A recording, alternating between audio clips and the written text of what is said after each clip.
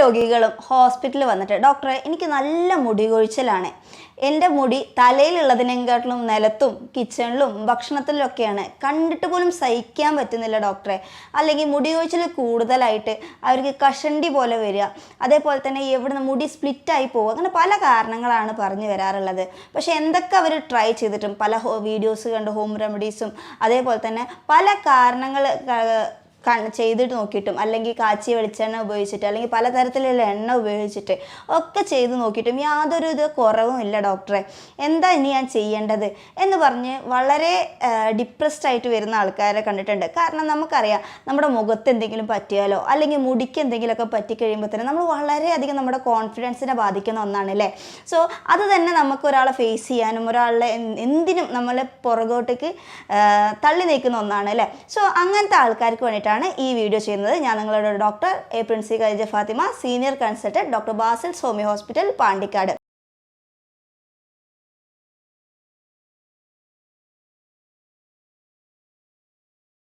ഇങ്ങനെയുള്ള ആൾക്കാർക്ക് എന്തൊക്കെ ശ്രമിച്ചിട്ടും മുടി കൊഴിച്ചിൽ നിൽക്കുന്നില്ലെങ്കിൽ തീർച്ചയായിട്ടും നിങ്ങളൊരു ഡോക്ടറെ കണ്ട് അതിൻ്റെ റൂട്ട് കോസ് കണ്ടെത്തിയിട്ട് വേണം ട്രീറ്റ്മെൻറ്റ് ചെയ്യാൻ. ഒരു സിമ്പിളായിട്ട് പറഞ്ഞാൽ ഒരു ചെടിയിൽ ഒരു ഇലയ്ക്കോ അല്ലെങ്കിൽ അതിൻ്റെ പൂവിനോ അല്ലെങ്കിൽ അതിൻ്റെ കായിനോ കേട് വരികയാണെങ്കിൽ ആ ഇലേനോ അല്ലെങ്കിൽ കായിനോ വേണ്ടി മാത്രം ട്രീറ്റ്മെൻറ്റ് ചെയ്തിട്ട് എന്തെങ്കിലും കാരണമുണ്ടോ അല്ലെങ്കിൽ കാര്യമുണ്ടോ? ഇല്ല. സോ അങ്ങനെ വരുമ്പോൾ നമ്മൾ അതിന് വെള്ളം ഒഴിച്ച് കൊടുക്കുകയാണ്, കൃത്യമായിട്ടുള്ള വളം ഇടുകയാണ്, എന്തും ആയിക്കോട്ടെ അതിൻ്റെ റൂട്ടിലേക്ക് ഇടണം അല്ലേ.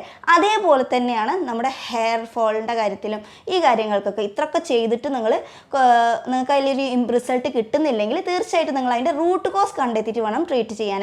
ഇതിൻ്റെ കാരണങ്ങൾ പല കാരണങ്ങൾ കൊണ്ട് ഹെയർ ഫോൾ വരാം. അതിൽ ഏറ്റവും പ്രധാനപ്പെട്ട ഒന്നാണ് vitamin D deficiency. So vitamin D test ചെയ്യുക. വൈറ്റമിൻ ഡി ടെസ്റ്റ് ചെയ്തതിന് ശേഷം അത് കുറവാണെങ്കിൽ അതിൻ്റെ സപ്ലിമെൻറ്റ് എടുക്കേണ്ടി വരും. കാരണം അങ്ങനെ എടുക്കുമ്പോൾ നിങ്ങളുടെ ഇഷ്ടത്തിന് എടുക്കുക എന്നുള്ളതല്ല.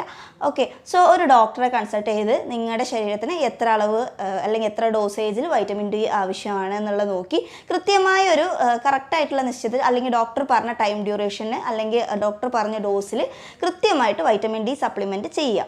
ഓക്കെ. അത് കഴിഞ്ഞതിന് ശേഷം കറക്റ്റായിട്ട് വെയിൽ കൊള്ളുക, ഓക്കെ, എക്സസൈസ് ചെയ്യുക, ഇങ്ങനത്തെ കാര്യങ്ങളൊക്കെ നന്നായിട്ട് ചെയ്യുക. പിന്നെ രണ്ടാമത് വരുന്നൊരു കാരണം എന്ന് പറഞ്ഞാൽ ഹോർമോണൽ ഇംബാലൻസ് കൊണ്ടാണ്. ഇത് പല കാരണങ്ങൾ കൊണ്ട് വരാം അല്ലേ. ലൈക്ക് തൈറോയിഡ് ഉള്ള ആൾക്കാർക്ക് മുടി കൊഴിച്ചിൽ വരാം. അപ്പോൾ വെറുതെ എണ്ണയെ തലയിൽ വാരി പൊത്തി വെച്ചുകൊണ്ട് കാര്യമുണ്ടോ? ഇല്ല. അപ്പോൾ തൈറോയിഡിനെ ട്രീറ്റ് ചെയ്യുക. അപ്പോൾ അവിടുത്തെ ഹോർമോൺ ബാലൻസ് ചെയ്യുന്നപ്പെടുമ്പോൾ നിങ്ങൾക്ക് അവിടെ ട്രീറ്റ്മെൻറ്റ് കറക്റ്റ് ചെയ്യാൻ പറ്റുന്നതായിരിക്കും. പിന്നെ PCOD അല്ലെങ്കിൽ PCOS ഉള്ള ആൾക്കാർക്ക് ഹെയർ ഫോൾ കണ്ടുവരാറുണ്ട്. സോ അതാണ് കോസെങ്കിൽ അതിന് വേണ്ടിയിട്ട് ട്രീറ്റ്മെൻറ്റ് ചെയ്യുക. അങ്ങനെ അല്ലെങ്കിൽ പ്രൊലാക്റ്റിൻ്റെ അളവ് കൂടുതലുള്ള ആൾക്കാർക്ക് ഹെയർ ഫോൾ കൂടുതലായിട്ട് കണ്ടുവരും. ഇത്തരത്തിൽ ഹോർമോണിൻ്റെ എന്ത് ഹോർമോണാണോ കൂടുതൽ അല്ലെങ്കിൽ എന്തിൻ്റെ കാരണം കൊണ്ടാണെങ്കിൽ ഹോർമോൺ നമ്മൾ നോക്കുക. അപ്പോൾ അതിനനുസരിച്ചിട്ടുള്ള ട്രീറ്റ്മെൻറ്റ് ചെയ്യേണ്ടി വരും. പിന്നെ വരുന്നൊരു കോസ് എന്ന് പറയുമ്പോഴത്തേനും അനീമിയ, അതായത് നിങ്ങൾ തന്നെ കണ്ടിട്ടുണ്ടാവും വളർച്ചയൊക്കെ ഉള്ള ആൾക്കാർക്ക് അല്ലേ. സോ വളർച്ചയൊക്കെ ഉള്ള ആൾക്കാർക്ക് ഏറ്റവും പ്രധാനപ്പെട്ട് കണ്ടുവരുന്ന ഒരു ലക്ഷണം തന്നെയാണ് അല്ലേ മുടി കൊഴിച്ചൽ എന്ന് പറയുന്നത്. സോ അപ്പോൾ അവർക്ക് വളർച്ചയുടെ കാരണം കൊണ്ടാണെന്ന് അറിയാൻ വേണ്ടിയിട്ട് സിമ്പിളായിട്ട് ടെസ്റ്റ് ചെയ്ത് നോക്കിയാൽ മതി. അതായത് CBC എടുക്കുക. CBCയിൽ തന്നെ HBൻ്റെ അളവ് നോക്കുക, ഫെറിറ്റിൻ്റെ അളവ് നോക്കുക. ഓക്കെ. സോ ഇത് നോക്കുമ്പോൾ തന്നെ അതിൽ എന്തെങ്കിലും കുറവുണ്ടെങ്കിൽ അതിനനുസരിച്ചുള്ള ട്രീറ്റ്മെൻറ്റ് എടുക്കുക. അപ്പോൾ അത് മുടി കൊഴിച്ചിൽ നിൽക്കാൻ കാരണം. അപ്പോൾ എന്താണോ റൂട്ട് കോസ് അത് കൃത്യമായി കണ്ടുപിടിക്കുക. എന്നിട്ട് വേണം നമ്മൾ ട്രീറ്റ്മെൻറ്റ് എടുക്കാൻ. ഓക്കെ. പിന്നെ നമുക്ക് പ്രോട്ടീൻസിൻ്റെ അളവ് ഇൻടേക്ക് കൂട്ടേണ്ടി വരും. ഓക്കെ. പ്രോട്ടീൻസിൻ്റെ അളവ് കാര്യങ്ങൾ ഇങ്ങനെയൊക്കെയാണ് നമ്മൾ കൃത്യമായിട്ട് എന്ത് കാരണം കൊണ്ട്. അതേപോലെ തന്നെ അലർജി ഉള്ള പേഷ്യൻസിന് ചില അലർജി IgE ലെവലൊക്കെ കൂടുതലുള്ള രോഗികൾക്ക് എന്ത് കണ്ടുവരാറുണ്ട്? മുടി കൊഴിച്ചിൽ കണ്ടുവരാറുണ്ട്. സോ എന്താണോ റീസൺ അത് കറക്റ്റായിട്ട് സോർട്ട് ഔട്ട് ചെയ്തിട്ട് വേണം നമ്മൾ ട്രീറ്റ്മെൻറ്റ് ചെയ്യാൻ. അപ്പോൾ നമ്മൾ പറഞ്ഞു അലർജി ഉള്ള പേഷ്യൻസിന് IgE ലെവൽ കൂടുതലുള്ള പേഷ്യൻസിന് മുടി കൊഴിച്ചിൽ കണ്ടുവരാറുണ്ട് അല്ലേ. ഇനി അതുമല്ലെങ്കിൽ ചില അസുഖങ്ങൾ വന്നു കഴിഞ്ഞാൽ ലൈക്ക് അതിൻ്റെ ഭാഗമായിട്ട് ആ അസുഖത്തിൻ്റെ ഭാഗമായിട്ട് മുടി കൊഴിച്ചിൽ വരാറുണ്ട് അല്ലേ. അതിലൊന്നാണ് കോവിഡ് വന്നവർക്കൊക്കെ മുടി കൊഴിച്ചിൽ. കോവിഡിൻ്റെ ടൈമിൽ ആ അസുഖം വന്നു പോയവർക്കൊക്കെ നല്ല മുടി കൊഴിച്ചിൽ കണ്ടിരുന്നു. Dengue fever, typhoid, chikungunya. So ഇതൊക്കെ വന്നിട്ട് പ്രോപ്പറായിട്ട് ട്രീറ്റ്മെൻറ്റോ കാര്യങ്ങളോ ഒന്നും എടുക്കാത്ത ആൾക്കാർക്കും ഈ മുടി കൊഴിച്ചിൽ കണ്ടുവരാറുണ്ട്. അതേപോലെ തന്നെ വേറെ എന്തെങ്കിലും അസുഖങ്ങൾ വന്നതിന് ശേഷം ഒരു മാസമോ അങ്ങനെ എന്തെങ്കിലുമൊക്കെ കഴിഞ്ഞിട്ട് വീണ്ടും മുടി കൊഴിച്ചിലായിട്ട് വരാറുണ്ട്. കാരണം നമുക്കറിയാം നമ്മുടെ കുടലിൽ തന്നെ കോടിക്കണക്കിന് നല്ല ബാക്ടീരിയാസാണ് ഉള്ളത്. ഈ ബാക്ടീരിയാസിൻ്റെ അളവ് നശിക്കുമ്പോൾ അതും ഈ ഹെയർ ഫോളിന് കാരണമാവാം. അതിൻ്റെ റീസൺ ഞാൻ ഈ വീഡിയോയിൽ തന്നെ പിന്നീട് നിങ്ങൾക്ക് പറഞ്ഞു തരാം കേട്ടോ. ഇതിൽ എങ്ങനെ ഈ നശിക്കുന്നതെന്ന് വെച്ചാൽ നമുക്ക് എന്തെങ്കിലും ഒരു അസുഖം വരുമ്പോഴോ ഒക്കെ നമ്മൾ ഡയറക്റ്റായിട്ട് ഒരു ഹോസ്പിറ്റലിൽ അല്ലെങ്കിൽ ഒരു മെഡിക്കൽ സ്റ്റോറിൽ പോയിട്ട് കുറേ ആൻറ്റിബയോട്ടിക്സ് വാരി വലിച്ച് തിന്നു അല്ലേ, അസുഖം നന്നായിട്ട് പോട്ടെ പറയുമ്പോൾ. അങ്ങനെ ഈ ആൻറ്റിബയോട്ടിക്സ് കൂടുതലായിട്ട് ഉപയോഗിക്കുന്ന സമയത്ത് ഈ നല്ല ബാക്ടീരിയാസും കൂടിയാണ് ഇതിലൂടെ നശിച്ചു പോകുന്നത്. അങ്ങനെ വരുമ്പോൾ അത് കാരണം കൊണ്ടും നിങ്ങൾക്ക് എന്ത് വരാം, ഈ ഹെയർ ഫോളും കാര്യങ്ങളും വരാം. അതിൻ്റെ റീസൺ ഞാൻ നിങ്ങൾക്ക് കൃത്യമായിട്ട് പറഞ്ഞു തരാം. പ്രധാനമായിട്ടും ഞാൻ ഹെയർ ഫോളിലേക്ക് തന്നെ വരാം. അപ്പോൾ ഈ റീസണുകൾ കൊണ്ടൊക്കെ ഹെയർ ഫോൾ വരാം. അപ്പോൾ നമ്മൾ ശ്രദ്ധിച്ചിട്ടുണ്ട്, നമ്മൾ ഈ പോകുന്ന മുടി അല്ലേ, അല്ലെങ്കിൽ കൊഴിഞ്ഞു പോകുന്ന ഈ മുടീൻ്റെ അളവിൻ്റെ അത്രയും സ്പീഡിൽ തന്നെ നമുക്ക് ഈ മുടി പുതിയതായിട്ട് റീഗ്രോ ചെയ്യണം അല്ലേ. ഇല്ലെങ്കിൽ എന്തായി മാറും, അവരെ ഉള്ളു കുറയുക അല്ലേ. അപ്പോൾ സ്ത്രീകളാണെങ്കിൽ പിന്നീട് പഴയ രീതിയിൽ മുടി കെട്ടിവെക്കാൻ പറ്റാത്തൊരവസ്ഥ വരിക. അതേപോലെ പുരുഷന്മാരിൽ അല്ലെങ്കിൽ സ്ത്രീകളിലാണെങ്കിലും കഷണ്ടിയിലേക്കൊക്കെ നയിക്കും അല്ലേ, അല്ലെങ്കിൽ മുടിക്ക് ഉള്ളു തീരെ ഇല്ലാതായി പോവുക. ഇങ്ങനത്തെ ഒക്കെ ഒരു അവസ്ഥ വരും. ഇതൊക്കെ നമ്മുടെ ഒരു കോൺഫിഡൻസ് ലെവലിൽ തന്നെ ബാധിക്കുന്ന ഒന്നാണ് അല്ലേ. സോ നമുക്കപ്പോൾ നമ്മുടെ ട്രീറ്റ്മെൻറ്റിലേക്ക് വരുന്ന സമയത്ത്, നമ്മുടെ ട്രീറ്റ്മെൻറ്റ് നല്ല നമുക്ക് വീട്ടിലേക്ക് എന്ത് കാര്യം ചെയ്യുകയാണെങ്കിലും എത്രത്തോളം നമ്മുടെ മുടി പൊഴിഞ്ഞു പോയോ അത്രത്തോളം അല്ലെങ്കിൽ അതിനേക്കാളും റാപ്പിഡായിട്ട് പുതിയ മുടികൾ റീഗ്രോ ചെയ്യണം അല്ലേ. സോ ഈ റീഗ്രോ ചെയ്യുന്ന മുടികൾ എങ്ങനെ അത് റീഗ്രോ ചെയ്യുക, സ്വാഭാവികമായിട്ടും ഈ പൊഴിഞ്ഞു പോകുന്ന അത്രയും സ്പീഡിൽ മുടി റീഗ്രോ ചെയ്ത് വരാറില്ല അല്ലേ. അതിനുള്ള കാരണം അതിൽപ്പെട്ട അങ്ങനെ റീഗ്രോ ചെയ്യണമെങ്കിൽ അതിന് വേണ്ടി പ്രധാനമായിട്ടുള്ള ഒരു അമിനോ ആസിഡാണ് ലൈസിൻ എന്ന് പറയുന്ന അമിനോ ആസിഡ് കേട്ടോ. അപ്പോൾ ലൈസിൻ എന്ന് പറഞ്ഞാൽ അമിനോ ആസിഡ്. അപ്പോൾ എന്താണ് ഈ ലൈസിൻ എന്ന് പറഞ്ഞ അമിനോ ആസിഡ് എന്ന് ആദ്യം നമുക്ക് അറിയാം. ലൈസിൻ എന്ന് പറയുന്ന അമിനോ ആസിഡ് നമ്മുടെ ഹെയർ റീഗ്രോത്തിന് മാത്രമല്ല, നമ്മുടെ ബോൺസിൻ്റെ സ്ട്രെങ്തൻ ആയാലും കുഴപ്പമില്ല, അതേപോലെ തന്നെ മസിലിൻ്റെ ടെൻഡന് സ്ട്രോങ്ങർ ആക്കാനും എല്ലാത്തിനും ആവശ്യമുള്ള ഒരു അമിനോ ആസിഡാണ് ലൈസിൻ. പക്ഷേ ഈ ലൈസിന് ഒരു കുഴപ്പമുണ്ട്, ഈ നമ്മുടെ ബോഡി സ്വയമേ ഇത് സിന്തസൈസ് ചെയ്യുന്നില്ല അല്ലെങ്കിൽ ഉണ്ടാക്കുന്നില്ല. ഓക്കെ, പകരം നമ്മൾ ഇത് നമ്മുടെ ഭക്ഷണക്രമത്തിൽ വേണം, അല്ലെങ്കിൽ ഭക്ഷണത്തിൽ നിന്ന് വേണം നമ്മൾ ഇത് നമ്മുടെ ബോഡിയിലേക്ക് എത്തിക്കാൻ. പക്ഷേ ഇതിനൊരു കുഴപ്പമുണ്ട്, ഇത് എത്തിക്കുന്നതിന് കുറേ സപ്ലൈ ചെയ്തുകൊണ്ട് മാത്രമല്ല പല കാരണങ്ങൾ ഈ ലൈസിൻ ഇല്ലാതാക്കാൻ നമ്മുടെ ബോഡി തന്നെ ക്രിയേറ്റ് ചെയ്ത് വെച്ചിട്ടുണ്ട്.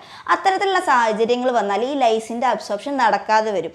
ഓക്കെ, സോ ലൈസിൻ എന്താണ് അതിനെ ഹെൽപ്പ് ചെയ്യുന്നത്, നമ്മുടെ മുടികൾ ഉണ്ടാക്കിയിരിക്കുന്നത് കുറേ പ്രോട്ടീൻ കോമ്പോണൻസ് വെച്ചിട്ടാണ്.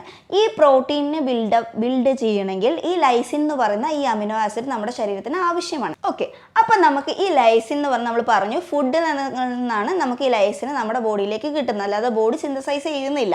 സോ എങ്ങനെയാണ്, എന്തൊക്കെ ഫുഡിൽ നിന്നാണ് ഈ ലൈസിൻ എന്ന് പറഞ്ഞ കോമ്പൗണ്ട് കിട്ടുക എന്നുള്ളത് ഫസ്റ്റ് നോക്കാം. അതിൽ തന്നെ നമ്മൾ എപ്പോഴും കേട്ടിട്ടുള്ള ഒരു കാര്യമാണ്, വെജിറ്റേറിയൻസിനൊക്കെ മുടി കൊഴിഞ്ഞു പോയാൽ അല്ലെങ്കിൽ മുടി പൊഴിഞ്ഞു പോയാൽ വെജിറ്റേറിയൻസിന് വീണ്ടും അത് റീഗ്രോത്ത് ചെയ്യുക അല്ലെങ്കിൽ റീഗ്രോത്ത് ആവുക എന്ന് പറയുന്നത് കുറച്ച് പാടുള്ള കാര്യമാണ് അല്ലേ. അപ്പോൾ നോൺ വെജിറ്റേറിയൻസിനോ അത് കുറച്ചും കൂടി ഈസിയാണ്. കാരണം എന്താണെന്ന് വെച്ച് കഴിഞ്ഞാൽ ഈ ലൈസിൻ്റെ അളവ് കൂടുതലായിട്ട് കണ്ടുവരുന്നത് നോൺ വെജിറ്റേറിയൻ ഫുഡ്സിലാണ്. ലൈക്ക് മീൻ, മുട്ട, പ്രോൺസ്, ഞണ്ട്, ചിപ്പി അതല്ലെങ്കിൽ മീറ്റ്, ഇറച്ചി, റെഡ് മീറ്റിലൊക്കെ ലൈസിൻ്റെ അളവ് കൂടുതലായിരിക്കും. അതേപോലെ തന്നെ മുട്ട, ഇങ്ങനത്തെ ഉള്ള കോമ്പൗണ്ട്സിലായിരിക്കും ഏറ്റവും കൂടുതൽ. അതിൽ എസ്പെഷ്യലി നമുക്ക് പറയുകയാണെങ്കിൽ ചാളമീൻ. ഓക്കെ, ചാളമീനിലൊക്കെ എന്ന് പറയുമ്പോഴത്തേനും ലൈസിൻ്റെ അളവ് വളരെ കൂടുതലാണ്. ഓക്കെ, സോ ഏറ്റവും നല്ലതാണ്. അപ്പോൾ ഒരു മുട്ടയോ അല്ലെങ്കിൽ ചാളമീനൊക്കെ കഴിക്കുന്ന ആൾക്കാർക്ക് പറഞ്ഞാൽ നമ്മുടെ ശരീരത്തിന് ആവശ്യമായിട്ടുള്ള ലൈസിൻ കണ്ടൻറ്റ് നന്നായിട്ട് തന്നെ കിട്ടും. ഓക്കെ, സോ നല്ല രീതിക്ക് തന്നെ അതിൻ്റെ കിട്ടും. സോ അവിടെ തന്നെ അവർക്ക് ആവശ്യമായിട്ടുള്ള പ്രോട്ടീനും കാര്യങ്ങളൊക്കെ കിട്ടുകയാണ് അല്ലേ. സോ അതന്നെ ഒരു ഹെയർ ഗ്രോത്തിന്, അത് ഈ ലൈസിൻ്റെ കോമ്പൗണ്ടും കൂടി ഉണ്ടാവുന്നത് കൊണ്ടും കൂടി ഈ പ്രോട്ടീൻ ബിൽഡപ്പിന് സഹായിക്കുകയും അത് ഹെയർ ഗ്രോത്തിനെ പെട്ടെന്ന് തന്നെ പ്രൊമോട്ട് ചെയ്യുകയും ചെയ്യും. ഇനി വെജിറ്റേറിയൻസ് ആണെങ്കിൽ അവർക്ക് കിട്ടുന്ന സോഴ്സസ് എന്ന് പറയുന്നത് ഈ പംകിൻ സീഡ്സ് ഇല്ലേ, അതായത് മത്തൻ്റെ കുരു, അതേപോലെ തന്നെ നിങ്ങൾക്ക് നല്ല ചീര, പയറിൻ്റെ ഇല, ഓക്കെ, പയറിൻ്റെ ഇല, ഇത്തരത്തിലുള്ള സാധനത്തിൽ നിന്നൊക്കെ ലൈസിൻ കണ്ടൻറ്റ് ഉണ്ട്. സോ ഇങ്ങനത്തെ ഒക്കെ ഫുഡ് ഇൻക്ലൂഡ് ചെയ്യാൻ നോക്കാം. പക്ഷേ അങ്ങനെ വരുമ്പോഴും അറ്റ്ലീസ്റ്റ് ഒരു മുട്ടയെങ്കിലും കഴിക്കാൻ ശ്രമിക്കുക. സോ ഇത്തരത്തിലുള്ള അമിനോ ആസിഡ്സുകളൊക്കെ കൂടുതൽ നമുക്ക് മുട്ടയിലൊക്കെ അടങ്ങിയിട്ടുണ്ട്. സോ അറ്റ്ലീസ്റ്റ് ഒരു മുട്ടയെങ്കിലും കഴിച്ച് കഴിയുമ്പോൾ കുറച്ചും കൂടി ഫാസ്റ്റിനാവും. ഇനി അതല്ല വെജിറ്റേറിയൻ ലെവലാണ് എന്ന് പറയുമ്പോൾ തന്നെ എന്താണ്, എങ്ങനെ കഴിക്കണം, ഈ തരത്തിലുള്ള ഫുഡുകൾ ഇൻക്ലൂഡ് ചെയ്യാൻ ശ്രമിക്കുക. ഇനിയിപ്പോൾ പയറൊക്കെ കഴിക്കുകയാണെങ്കിൽ പ്രോട്ടീൻസ് ആയിട്ട് എടുക്കുകയാണെങ്കിൽ പ്രോട്ടീൻ്റെ ആവശ്യത്തിനാണ് പ്രോട്ടീനായിട്ട് എടുക്കുമ്പോൾ 1-2 സ്പൂണ് പയർ കഴിച്ചുകൊണ്ട് ഒരു കാര്യമില്ല അല്ലേ. അപ്പോൾ ഒരു കപ്പ്, ഒരാൾ ഒരു കപ്പ് പയർ മുളപ്പിച്ചിട്ട് അങ്ങനെ കഴിക്കാൻ ശ്രമിക്കുക. അപ്പോൾ അതായത് ചിലർ പറയാറുണ്ട് പയർ കഴിക്കുമ്പോൾ എനിക്ക് ഗ്യാസാണ് ഡോക്ടറെ, അതാണ് എൻ്റെ ഏറ്റവും വലിയ പ്രശ്നം എന്നൊക്കെ പറയുമ്പോൾ മുളപ്പിച്ചിട്ട് തലേദിവസം കുതിർത്തി വെച്ച് അത് മുളപ്പിച്ചതിന് ശേഷം അത് കഴിക്കാൻ ശ്രമിക്കുക. സോ ഇതൊക്കെ നിങ്ങൾക്ക് നിങ്ങളുടെ പ്രോട്ടീൻ്റെ കണ്ടൻറ്റ് കൂട്ടാൻ കുറയാനും അപ്പോൾ ഈ ഗ്യാസ്ട്രിക് കംപ്ലൈൻ്റ് ഒക്കെ ഈ പയർ കഴിച്ചിട്ടുണ്ടാകുന്ന ഗ്യാസ്ട്രിക് ബുദ്ധിമുട്ടുകളും കാര്യങ്ങളൊക്കെ ഒന്ന് കുറയുകയൊക്കെ ചെയ്യും കേട്ടോ. സോ ഇങ്ങനെയൊക്കെ ഭക്ഷണത്തിൽ മാക്സിമം ഇൻക്ലൂഡ് ചെയ്യാൻ ശ്രമിക്കാം. ഇനി അടുത്ത് നമ്മൾ പറഞ്ഞാണ് ലൈസിന് ചില സിറ്റുവേഷൻസിൽ അല്ലെങ്കിൽ ചില സാഹചര്യങ്ങളിൽ ലൈസിൻ്റെ അബ്സോർപ്ഷന് കുറയ്ക്കും എന്ന് പറഞ്ഞു അല്ലേ. അപ്പോൾ ഇങ്ങനെയാണ് ഈ ലൈസിൻ്റെ അബ്സോർപ്ഷൻ. നമുക്ക് സ്ട്രെസ് ഉണ്ടെങ്കിൽ ഈ ലൈസിൻ്റെ അബ്സോർപ്ഷൻ കുറയും. ഓക്കെ, അപ്പോൾ നിങ്ങൾ ശ്രദ്ധിച്ചിട്ടില്ലേ, സ്ട്രെസ് ഉള്ളവർക്ക് അല്ലെങ്കിൽ ടെൻഷൻ കൂടിയിരിക്കുന്ന സമയത്ത് നമുക്ക് നന്നായിട്ട് മുടി കൊഴിയും അല്ലേ. അതെന്തുകൊണ്ടാണ്? ഇതാണ്. അപ്പോൾ ലൈസിൻ്റെ അബ്സോർപ്ഷൻ കൂടുമ്പോൾ പ്രോട്ടീൻ്റെ അബ്സോർപ്ഷൻ കുറയും. അപ്പോൾ എന്താണ്, പ്രോട്ടീനിന് ബിൽഡപ്പ് ചെയ്യാതാവും, അപ്പോൾ മുടി കൊഴിച്ചിൽ വരും. ഓക്കെ, സോ അങ്ങനെ സ്ട്രെസ് ഉണ്ടാകുമ്പോൾ അല്ലെങ്കിൽ ടെൻഷന് കണ്ടിന്യൂസ് ആയി ടെൻഷന് അല്ലെങ്കിൽ സ്ട്രെസ്സൊക്കെ ഉണ്ടാകുന്ന സമയത്ത് എന്താണ്, ലൈസിൻ്റെ ഇത് കുറയും. ഓക്കെ, അബ്സോർപ്ഷൻ കുറയും. പിന്നെ അപ്പോൾ നമ്മൾ എടുത്തു ഭക്ഷണം കഴിച്ചു അല്ലെങ്കിൽ കുറേ മുട്ട വാരി കഴിച്ചു പറഞ്ഞിട്ട് ഇത് പ്രോപ്പറായിട്ട് അബ്സോർപ്ഷൻ നടക്കില്ല. പിന്നെ ലൈസിൻ്റെ അബ്സോർപ്ഷന് തടയുന്നത് കൊളസ്ട്രോൾ കൂടിയ ആൾക്കാരിൽ, അതിൽ പ്രത്യേകിച്ചും ട്രൈഗ്ലിസറൈഡ്സിൻ്റെ അളവ് കൂടുതലുള്ള പേഷ്യൻസിന് ലൈസിൻ്റെ അബ്സോർപ്ഷൻ കുറയ്ക്കും. കാരണം എന്താണെന്ന് വെച്ച് കഴിഞ്ഞാൽ നമുക്ക് തന്നെ അറിയാം ട്രൈഗ്ലിസറൈഡ്സ് എപ്പോഴാണ് കൂടുന്നത്. ഒന്ന്, നമ്മൾ ഷുഗറിൻ്റെ അളവ് കൂടുതലായി കഴിക്കുമ്പോൾ, പ്രോപ്പറായിട്ട് ഡയറ്റ് മാനേജ് ചെയ്യാതിരിക്കുമ്പോൾ, അതായത് നല്ല ഫ്രൈഡ് ആയിട്ടുള്ള ഫുഡ്സ്, ഓയിലി ഫുഡ്സ് അങ്ങനത്തെ ഒക്കെ കഴിക്കുന്ന സമയത്തൊക്കെ ഈ ട്രൈഗ്ലിസറൈഡിൻ്റെ അളവ് കൂടും. ഓക്കെ, സോ അങ്ങനത്തെ ഒക്കെ സാഹചര്യങ്ങളിൽ ലൈസിൻ്റെ അബ്സോർപ്ഷന് കുറയും. ഓക്കെ, സോ ഇതൊക്കെയാണ് പ്രധാനമായിട്ട് ലൈസിൻ്റെ അബ്സോർപ്ഷന് കുറയുന്ന ഒരു സാഹചര്യങ്ങളിൽ പറയുന്നത്. ഇപ്പോൾ ഇത്രയൊക്കെയാണ് ലൈസിനെ കുറിച്ച് പറഞ്ഞത്. ഇനി അടുത്ത കാരണം എന്താണെന്ന് നോക്കാം. നമ്മുടെ സ്കാൽപ്പിൽ ഒരു എൻസൈം പ്രൊഡ്യൂസ് ചെയ്യുന്നുണ്ട്. ഓക്കെ, ആ എൻസൈമിൻ്റെ പേരാണ് DHT എൻസൈം, അഥവാ ഡൈഹൈഡ്രോക്സി ടെസ്റ്റോസ്റ്റെറോൺ എന്ന് പറയുന്ന എൻസൈം. ഈ എൻസൈമിൻ്റെ പ്രൊഡക്ഷൻ കൂടുന്നത് നമ്മൾ സ്ട്രെസ്സ് അല്ലെങ്കിൽ ടെൻഷനൊക്കെ വരുന്ന സമയത്ത് ഇതിൻ്റെ അളവ് വളരെയായിട്ട് കൂടും. ഓക്കെ, സോ അങ്ങനെ കൂടുന്ന സമയത്ത് നമ്മുടെ ആ ഹെയർ ഫോളിക്കിൾസിന് അവിടെ ഉള്ള മുടിക്ക് അവിടെ അധികം നിൽക്കാൻ പറ്റാതെ വരികയും അത് പെട്ടെന്ന് പൊഴിഞ്ഞു പോകാൻ തുടങ്ങുകയും ചെയ്യും. ഓക്കെ, ഹെയർ ഫോൾ ഉണ്ടാവുകയും ചെയ്യും. ഓക്കെ, അപ്പോൾ DHT എന്ന് പറയുന്ന ഈ എൻസൈം എപ്പോഴും നമ്മൾ കുറച്ച് കൊണ്ടുവരണം. അത് കുറയ്ക്കണമെങ്കിലോ ഇതിൽ പ്രധാനമായിട്ട് സ്ട്രെസ്സ് അല്ലെങ്കിൽ ടെൻഷൻ അവോയ്ഡ് ചെയ്യുക എന്നുള്ളത് ഇമ്പോർട്ടൻ്റ് ആയിട്ടുള്ള ഫാക്ടറാണ്. ഇപ്പോൾ നിങ്ങൾ തന്നെ ശ്രദ്ധിച്ചിട്ടുണ്ടാവും, പല ആൾക്കാരും ഗൾഫ് പോകുന്ന സമയത്ത്, ഡോക്ടറെ ഞാൻ ഗൾഫിലായിരുന്നു, അവിടെ നിന്ന് ശേഷമാണ് എനിക്ക് മുടി കൊഴിച്ചിൽ സ്റ്റാർട്ട് ചെയ്ത്. പിന്നെ നാട്ടിലേക്ക് തിരിച്ചു വരുമ്പോഴത്തേനും പല ചെറുപ്പക്കാർ പോലും കഷണ്ടി ആവുന്ന ഒരു അവസ്ഥയിലേക്ക് കണ്ടുവരാറുണ്ട് അല്ലേ. സോ അതിൻ്റെ പ്രധാന കാരണം ഈ DHT എന്ന് പറയുന്ന എൻസൈം തന്നെയാണ്. കാരണം ഈ DHT എൻസൈം നമ്മൾ സ്വന്തം നാട്ടിൽ നിന്ന് വീട്ടുകാരെയും കുടുംബക്കാരെയും ഭാര്യയും മക്കളെയും എല്ലാം വിട്ടിട്ട് എന്തൊക്കെ പറഞ്ഞാലും ഒരു ജോലി തേടി അന്യനാട്ടിലേക്ക് പോവാണ്. ഓക്കെ, സോ അവർക്കൊരു സ്ട്രെസ് ഉണ്ടാവും, അല്ലെങ്കിൽ ഒരു ടെൻഷൻ ഉണ്ടാവും, അല്ലെങ്കിൽ എൻ്റെ വീട്ടുകാരെന്താ ചെയ്യുന്നത്, എല്ലാത്തിലും അല്ലെങ്കിൽ ഒരു സങ്കടം ഉണ്ടാവും, വിഷമം ഉണ്ടാവും. ഇങ്ങനെയൊക്കെ ഉണ്ടാവുന്നതുകൊണ്ട് തന്നെ അവർക്ക് ഈ DHT ഹോർമോൺ വളരെയധികം കൂടും. അത് മാത്രമല്ല, ഇവർക്ക് നമ്മുടെ നാട്ടിൽ നിന്ന് പെട്ടെന്ന് വിട്ട് നിൽക്കുകയാണ്. സോ അവർക്ക് എന്താണോ അവിടെ അവൈലബിൾ ആയിട്ടുള്ളത് ഫുഡ്, അത് കഴിച്ച് തൃപ്തിപ്പെടേണ്ട ഒരു അവസ്ഥയാണ്. അല്ലാതെ ഒരു കുറേ ന്യൂട്രീഷ്യസ് ഫുഡോ അല്ലെങ്കിൽ നമ്മൾ ഹെൽത്തി ആയിട്ട് കോൺഷ്യസ് ആയിട്ട് നിൽക്കുന്ന ആൾക്കാർ പോലും അങ്ങനെയൊന്നും ജീവിച്ച് പോകാൻ പറ്റിയെന്ന് വരില്ല അല്ലേ. അപ്പോൾ ആ സാഹചര്യത്തിനനുസരിച്ച് അവർ അത്ര ന്യൂട്രീഷ്യസ് ഫുഡ് കിട്ടില്ല. ഓക്കെ, ടെൻഷൻ എത്രയൊക്കെ പറഞ്ഞാലും നമ്മുടെ സ്വന്തം വീട്ടിൽ അല്ലെങ്കിൽ നമ്മുടെ നാട്ടിൽ നിൽക്കുന്ന ആ ഒരു ഇതാവില്ല. പിന്നെ ജോലി ടെൻഷന് വേറെയും അല്ലേ. സോ ഇത് അല്ലെങ്കിൽ ജോലിയിൽ ഉണ്ടാകുന്ന സ്ട്രെസ്സ് വേറെയും. സോ ഇതൊക്കെ DHT എൻസൈം കൂട്ടാൻ കാരണമാവുകയും അതുകൊണ്ട് ഈ DHT എൻസൈം കൂടുതലായി നിൽക്കുന്ന സമയത്ത് ഇവർക്ക് മുടി പെട്ടെന്ന് പൊഴിഞ്ഞു പോകും. പക്ഷേ ഇത് റീഗ്രോത്ത് ഉണ്ടാകാനുള്ള ടെൻഡൻസി കുറയുകയും ഈ DHT എൻസൈം കൂടുതലുള്ള ആൾക്കാരിൽ കഷണ്ടിയിലേക്ക് നയിക്കാനുള്ള ഒരു ടെൻഡൻസി കൂടുതലാണ് ഈ എൻസൈമിൽ. ഓക്കെ, സോ ഇതുകൊണ്ടാണ് ഈ ഗൾഫിലൊക്കെ പോകുന്ന ആൾക്കാർക്ക് കൂടുതലും ഈ കഷണ്ടിയും മുടി കൊഴിച്ചിലൊക്കെ പ്രശ്നമായി. തുടക്കത്തിൽ തന്നെ മുടി കൊഴിച്ചിൽ പ്രശ്നമായി, പിന്നെ അത് മുടി റീഗ്രോത്ത് പ്രോപ്പറായി നടക്കാതെ വരികയും അങ്ങനെയൊക്കെ വരുന്നത്. അപ്പോൾ സോ എന്താണ് കാരണം വെച്ചാൽ അത് നോക്കി ട്രീറ്റ് ചെയ്യാം. പിന്നെ നമ്മൾ പറഞ്ഞൊരു കേസ് നമ്മൾ നേരത്തെ പറഞ്ഞു, നമ്മൾ നേരത്തെ പറഞ്ഞൊരു കേസായിരുന്നു അയൺ കണ്ടൻറ്റ് അല്ലെങ്കിൽ അനീമിയ, വളർച്ചയുള്ള ആൾക്കാർക്ക് ഉണ്ടാകുന്ന ഒരു പ്രശ്നമാണെന്ന് പറഞ്ഞു അല്ലേ.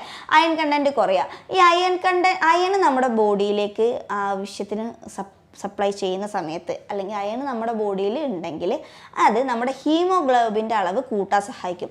ഈ ഹീമോഗ്ലോബിന് അളവ് എന്തിനാണ് കറക്റ്റായിട്ട് എങ്ങനെ അത് മുടി കൊഴിച്ചലിന് എന്താ കണക്ഷൻ എന്ന് ചോദിച്ചു കഴിഞ്ഞാൽ HBൻ്റെ ലെവൽ കൂടുതലായിട്ട് ഉള്ളപ്പോഴാണ് നമ്മുടെ ഹെയറിലേക്ക് അല്ലെങ്കിൽ ഹെയർ സ്കാൽപ്പിലുള്ള സെൽസിന് ആവശ്യമായ ഓക്സിജന് പ്രോപ്പറായിട്ട് അവിടെ ലഭിക്കുകയും ആ ലഭിക്കുന്ന ഓക്സിജന് അതിൻ്റെ റീഗ്രോത്തിന് ഹെൽപ്പ് ചെയ്യുകയും ചെയ്യും. ഓക്കെ, സോ HB കമ്മിയാണെങ്കിൽ HBക്ക് ട്രീറ്റ് ചെയ്യാം.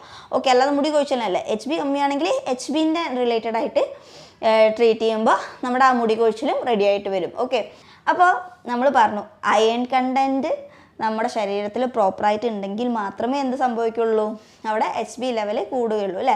അപ്പോൾ HBൻ്റെ ലെവൽ കൂടിയാൽ മാത്രമേ എന്തുണ്ടാവുള്ളൂ, നമ്മുടെ ഹെയറിൽ അല്ലെങ്കിൽ സ്കാൽപ്പിലൊക്കെ സെൽസിലൊക്കെ പ്രോപ്പറായിട്ട് ഓക്സിജൻ എല്ലാ സെൽസിലും ഓക്സിജൻ്റെ അളവ് എത്തത്തുള്ളൂ. ഈ ഓക്സിജൻ ഉണ്ടെങ്കിൽ മാത്രമേ അവിടെ ഒരു റീഗ്രോത്ത് സംഭവിക്കുള്ളൂ എന്ന് പറഞ്ഞു. പക്ഷേ ഇത് രസകരമായ കാര്യം എന്താണെന്ന് വെച്ച് കഴിഞ്ഞാൽ ഈ ലൈസിൻ്റെ അളവില്ലെങ്കിൽ അവിടെ അയണിൻ്റെ അബ്സോർപ്ഷൻ കുറയും. ഓക്കെ, സോ നമ്മൾ പറഞ്ഞു അല്ലേ. അപ്പോൾ നോൺ വെജ് കുറച്ചെങ്കിലും അല്പമെങ്കിലും അറ്റ്ലീസ്റ്റ് മുട്ടയെങ്കിലും നമ്മുടെ ഫുഡിലേക്കൊക്കെ ഉൾപ്പെടുത്താൻ ശ്രമിക്കുക. ഓക്കെ, ഇനി നമ്മൾ നേരത്തെ പറഞ്ഞിരുന്നു അല്ലേ, നമ്മുടെ ആൻറ്റിബയോട്ടിക്സൊക്കെ കൂടുതൽ എടുക്കുന്ന ആൾക്കാരിൽ എന്താണ് അവരുടെ നല്ല ബാക്ടീരിയാസ് കുറഞ്ഞിട്ട് അങ്ങനെ ഹെയർ ഫോൾ വരുമെന്ന് പറഞ്ഞു അല്ലേ. അപ്പോൾ നമ്മൾ ഈ ബാക്ടീരിയാസ് കുറഞ്ഞത് കാരണം കൊണ്ടും നല്ല ബാക്ടീരിയാസ് നമ്മുടെ ഇൻറ്റസ്റ്റൈനിൽ കുറഞ്ഞത് കൊണ്ടും നമുക്ക് ഹെയർ ഫോൾ വരാമെന്ന് പറഞ്ഞു. സോ അതിനെ കൂട്ടാൻ വേണ്ടി നമുക്ക് എന്താ ചെയ്യാവുന്നതെന്നും കൂടി നോക്കാം. അപ്പോൾ അതായത് നമ്മൾ പ്രോബയോട്ടിക്സ് നമ്മുടെ ഫുഡിൽ ആഡ് ചെയ്യാം. ഓക്കെ, സോ പ്രോബയോട്ടിക്സ് പറയുമ്പോഴത്തേനും നല്ല അധികം പുളിയില്ലാത്ത തൈര്, മോര്, ഇങ്ങനത്തെ ഫുഡുകൾ ഐറ്റംസൊക്കെ നമ്മൾ ഫുഡിലേക്ക് ഉൾപ്പെടുത്താൻ ശ്രമിക്കുക. അതേപോലെ തന്നെ യോഗേർട്ട് കഴിക്കാം.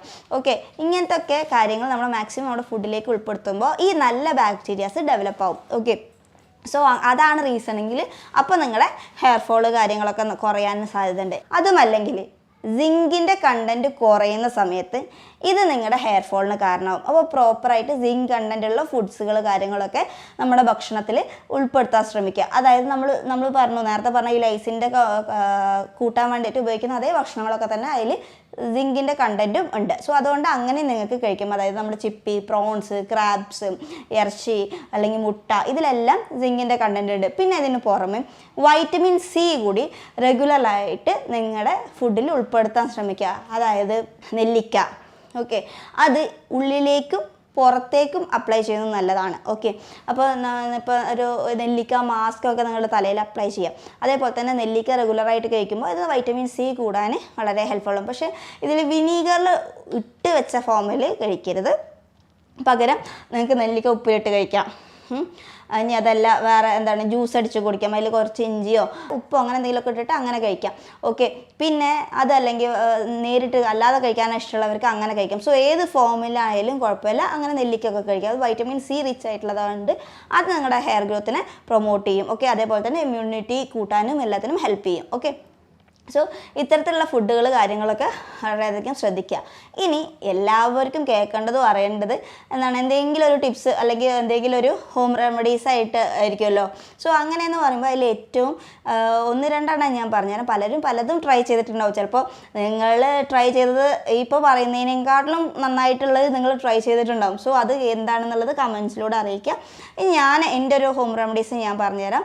നമ്മുടെ പ്യുവറായിട്ടുള്ള വെളിച്ചെണ്ണ, ഓക്കെ, വെർജിൻ കോക്കനട്ട് ഓയിലിലേക്ക് ചെറിയ ഉള്ളി ആണെങ്കിൽ ഒരു 4-5 എണ്ണം, അതല്ലെങ്കിൽ ഒരു വലിയ സവാള, ഓക്കെ, ഇത് അങ്ങനെ ചെറിയ ചെറിയ കഷ്ണമാക്കിയിട്ട് ഇതിലേക്ക് ഇട്ട് വെക്കുക. ഓക്കെ, അതിൻ്റെ കൂടെ തന്നെ കൂടി അതിൽ ആഡ് ചെയ്യുക. ഓക്കെ, ചായപ്പൊടിയും കരിഞ്ജീരകം എന്ന് പറഞ്ഞ സാധനം കിട്ടും. ഇപ്പോൾ കരിഞ്ജീരകം കൂടി ഇതിൽ ആഡ് ചെയ്തിട്ട് ഒരു 3 ആഴ്ച, അതായത് ഫ്രിഡ്ജിലോ കാര്യങ്ങളൊന്നും വെക്കരുത്, 3 ആഴ്ച പുറത്ത് വെയിലിൽ വെക്കുക, എടുത്ത് വെക്കുക. പിന്നെ എടുത്ത് വെക്കുമ്പോഴും നോർമൽ റൂം ടെമ്പറേച്ചറിൽ വെക്കുക. ഓക്കെ, അങ്ങനെ വെച്ചതിന് ശേഷം ഇത് നല്ല ആഴ്ചയിൽ 1-2 ദിവസം നല്ലോണം തലയോട്ടിൽ നന്നായിട്ട് തേച്ച് പിടിപ്പിച്ചതിന് ശേഷം അരമണിക്കൂർ അങ്ങനെ വിട്ട് വെക്കുക. ഓക്കെ, തലയിൽ അങ്ങനെ വെക്കുക, അപ്ലൈ ചെയ്തിട്ട് അങ്ങനെ വെക്കുക. അടുത്തത് ഈ അരമണിക്കൂറിന് ശേഷം ഒരു ഹെയർ മാസ്ക് കൂടി തയ്യാറാക്കുക. അതിന് വേണ്ടിയിട്ട് നമ്മുടെ ഫ്ലാക്സ് സീഡ്സ് ഇല്ലേ, അതൊരു സ്പൂൺ എടുക്കുക. അതൊരു ഗ്ലാസ് വെള്ളത്തിലിട്ടിട്ട് ഒരു സ്പൂൺ ഇട്ട് തിളപ്പിക്കുമ്പോൾ അവിടെ നമുക്കൊരു കറക്റ്റ് ഒരു ജെല്ലി ഫോം പോലെ അതിൻ്റെ മുകളിലേക്ക് കയറി വരും. ആ ജെല്ല് മാറ്റി വയ്ക്കുക.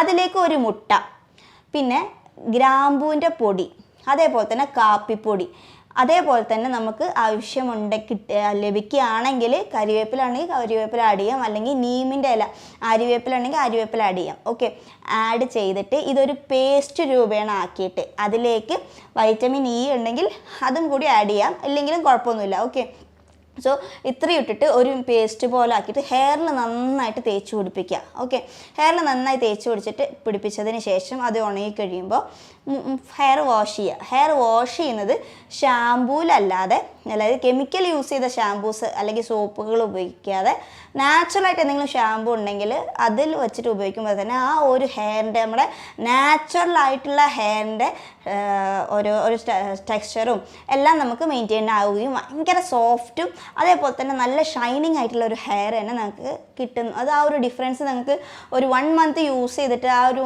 ഡിഫറൻസ് എന്താണ് ഫീൽ ചെയ്തതെന്ന് മാക്സിമം അറിയിക്കാൻ ശ്രമിക്കുക. അപ്പോൾ ഒന്നെങ്കിൽ ചെമ്പരത്തി താളി വെച്ചിട്ട് മുടി നന്നായിട്ട് വാഷ് ചെയ്ത് കളയുക, അല്ലെങ്കിൽ തലേദിവസം കുതിർത്ത് വെച്ച ഉലുവ കൊണ്ട് നന്നായിട്ട് വാഷ് ചെയ്തിട്ട് അങ്ങനെ കളയാം. ഓക്കെ, സോ അങ്ങനെ കളയുമ്പോൾ തന്നെ ആ ഒരു നമ്മുടെ പ്രോപ്പർ അല്ലെങ്കിൽ നാച്ചുറൽ ആയിട്ടുള്ള ഒരു ഹെയർ സോഫ്റ്റനിങ്ങും അതേപോലെ തന്നെ ഹെയറിൻ്റെ സ്ട്രക്ചർ നന്നാവുകയും അതിൻ്റെ ഒരു ഷൈനിങ്നെസ് ഒക്കെ കിട്ടും. പിന്നെ മാക്സിമം പല ആൾക്കാരും പോയി ചെയ്യുന്നത് ഫാഷൻ അല്ലെങ്കിൽ ഇതെന്നുള്ള രീതിയിൽ കൂടുതൽ കെമിക്കൽ ട്രീറ്റ്മെൻറ്റ്സ് ചെയ്യും. അത് മാക്സിമം അവോയ്ഡ് ചെയ്യാൻ ശ്രമിക്കുക.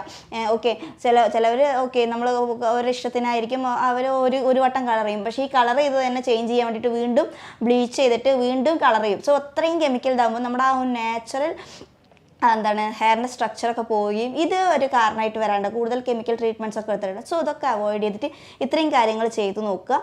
ഇത്രയും ചെയ്തിട്ടും നിങ്ങൾക്ക് കുറവില്ലെങ്കിൽ തീർച്ചയായിട്ടും ഒരു ഡോക്ടറെ സമീപിക്കുക. ഹോമിയോപ്പതിയിൽ തന്നെ യാതൊരു പാർശ്വഫലവും ഇല്ലാതെ ഇതിന് ട്രീറ്റ്മെൻറ്റ്സ് അവൈലബിൾ ആണ്.